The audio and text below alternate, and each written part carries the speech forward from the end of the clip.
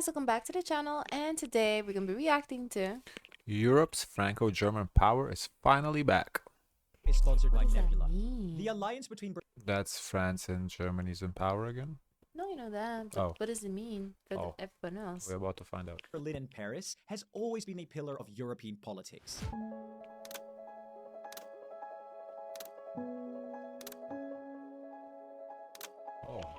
Oh, they kissing a lot.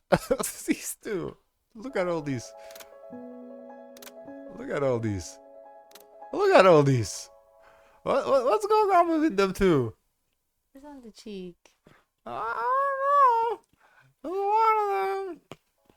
But under Olaf Scholz and Emmanuel Macron, things got a little frosty. Now Friedrich Merz wants to hit the refresh button. He said no. I'm very close to Emmanuel Macron and we are meeting regularly. There's plenty to discuss.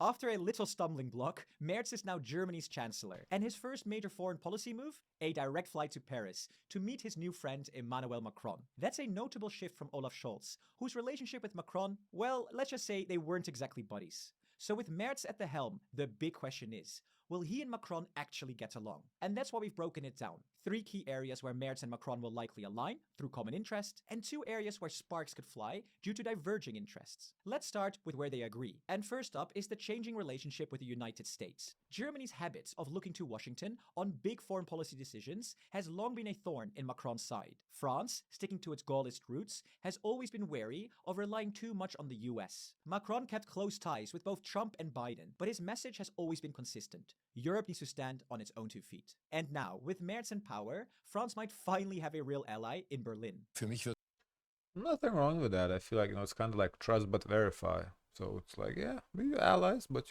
we don't depend on you fully. Nothing wrong with that. I think that's the right approach. absolute Priorität haben, so schnell wie möglich Europa so zu stärken, dass wir Schritt für Schritt auch wirklich Unabhängigkeit erreichen von den USA. Ich hätte nicht geglaubt, dass ich so etwas mal in einer Fernsehsendung sagen muss. Even Merz himself sounds surprised, and for very good reason. His party, the CDU, has always been staunchly pro-American. So a statement like this is not something to be taken lightly. But it's exactly what Macron has been waiting to hear. With Merz, that goal of an independent Europe suddenly feels within reach. Both leaders are firmly pro-EU, but they also want change in Brussels. They're aligned on cutting EU red tape, creating a new savings and investment union, and updating competition rules to make it easier to build so-called European champions. And geopolitically, Merz even echoes Macron's idea of a multi-speed Europe, one that welcomes waiting countries without stalling the entire union. Wir müssen uns etwas einfallen lassen, dass wir diese scharfe Unterscheidung zwischen ganz draußen oder ganz drin überwinden und etwas schaffen, was sozusagen den Weg hin zur Vollmitgliedschaft eröffnet, Möglichkeiten verschafft, teilzunehmen, etwa an Teilen des europäischen Binnenmarkts. But of course, the real elephant in the room, and closely tied to the question of autonomy from the US, is European security and defense.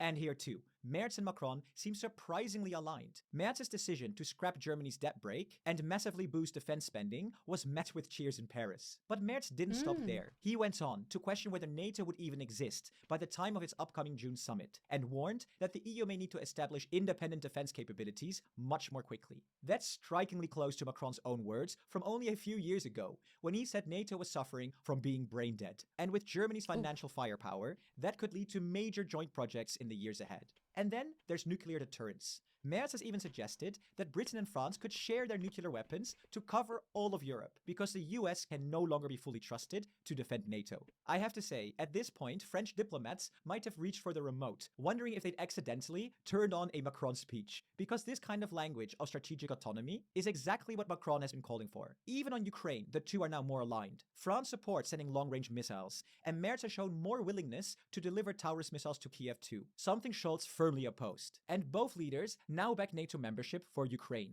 another sharp break from the Scholz era. Beyond defense, there's another area where Merz and Macron could find Yeah, but I feel like, Trump is not gonna agree with Ukraine and NATO, so they can back it all they want. I believe it has to be unanimous. So if America says no, then too bad, so sad. common ground, energy. France has long argued that nuclear Why power would he say is no? Because it was like when we watched in the part of negotiations with Russia, they said that they agree with no to NATO from Ukraine, because that was like one of Russia's uh, Oh, so in support of causes. Yeah. for So, Russia. and you Okay. know, Trump is kind of pro-Russian. So Mm, he's he was like, okay, you can get that Russia, so we will not get Ukraine in. So this is interesting. carbon-free and should qualify for EU green subsidies. Berlin resisted, worried that backing nuclear power would make Germany's wind and solar options look less attractive. Scholz and Macron locked horns more than once over energy subsidies, especially as Europe scrambled to bring down prices after the war in Ukraine. Merz, however, has always said that Germany's nuclear exit was a strategic mistake. And while reopening reactors is probably off the table, his position could help unlock the policy deadlock, particularly around EU climate targets for 2040 and the financing of new reactors with European money. Now, by this point, you might be thinking that Merz and Macron are basically brothers from another mother, and that France and Germany are on track to become the tightest union yet. But not so fast. Because while there's plenty of alignment, there's also two big areas where the two definitely don't see eye to eye.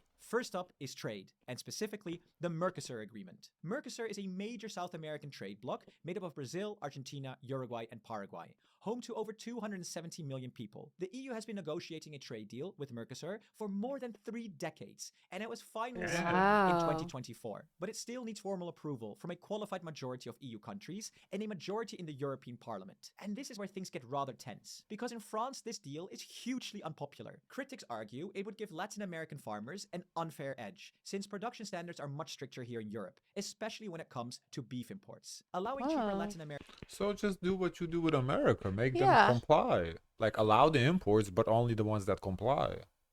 I don't see why that is a problem. Then they either don't import, don't That export, seems like a simple solution. or get compliant. Mm. I don't know why just completely deny it. Just make them comply. That's nothing. I don't know.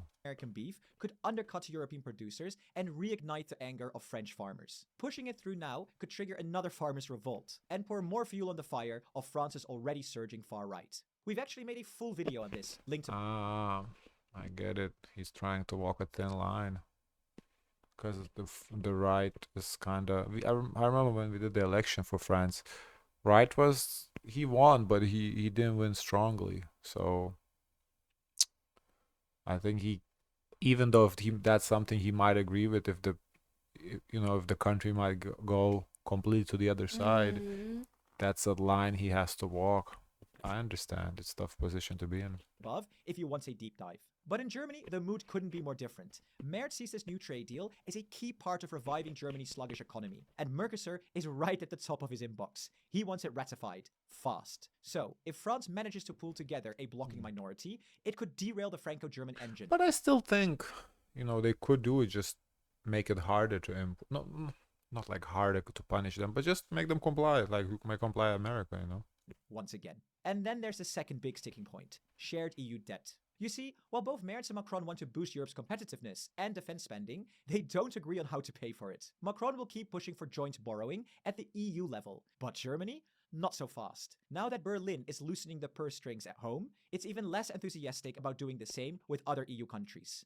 Und bevor wir uns nicht der Vereinfachung, der Standardisierung und der Skalierung widmen, halte ich neue, mitgliedschaftlich finanzierte Fonds oder gar gemeinschaftliche Schulden für nicht zielführend. The irony, though, is that this is exactly what Merz said about Germany's own borrowing. And then, just weeks after the election, he did a 180 and took on hundreds of billions of euros in new debt. So we will have to wait and see if he keeps his promise this time. Here's what I think. The two leaders will get along much better than Scholz and Macron ever did. And to a certain extent, it really does feel like the Franco-German engine is back on. A further reason? Both are in a political hurry. Macron's mandate ends in just 2 years, and Merz is eager to prove that Germany is back in Europe. And while those two obstacles, trade and debt, are significant, I think they're manageable. There are already signs that the French government might be shifting on Mercosur, especially with Trump threatening new tariffs on EU goods. With the That's right good. concessions, France might even support the deal. And who knows, maybe a similar compromise is possible on shared debt, After all, Merz doesn't seem quite as opposed to borrowing as he once claimed. Bottom Yeah, line, broken my I think word there's before, real that's potential for funny. progress in the next Ad-lib. couple of years. Across Europe, we're seeing like-minded leaders at the helm. Macron, Merz, Tusk, Sanchez, who interestingly just called for a European army,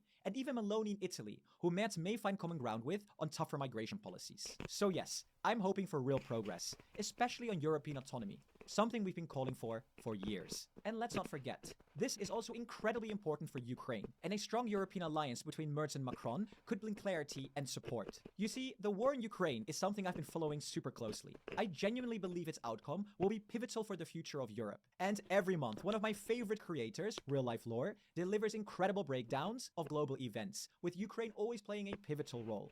I especially love his series War Room, which covers global conflicts with new So is this an ad? episodes every month. The April episode really stood out. It explained in detail how Russian forces, with help of North Koreans, managed to push Ukrainians out of Kursk.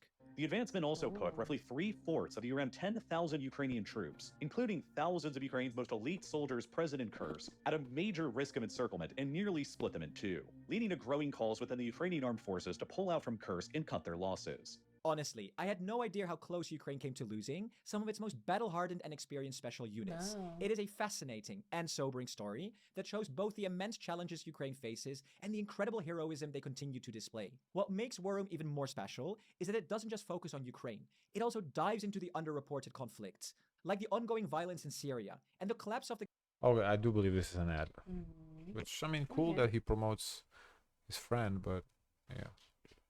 Hey guys, of course, let us know your thoughts. Don't forget to like, comment, and subscribe. Join the Discord. And as always, share as much kindness as possible.